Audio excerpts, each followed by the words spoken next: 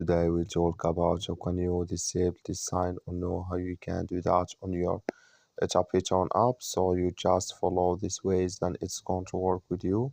All you have to do in first, you just go down, click here on more down here. So then it's going to take you to this list. It's going to show for you like this. So then you click here on notifications here, just click on it. You come to next step here, it's going to show for you like this. You come here to series in chapter updates, click in this sign or this color. Like you see color, it's gone, that means series in chapter updates disabled with us now. So that's all you have to do. I wish know you I get it. So you just follow these ways and it's going to work with you. Thank you for your watching. Don't forget to support us by liking, subscribe.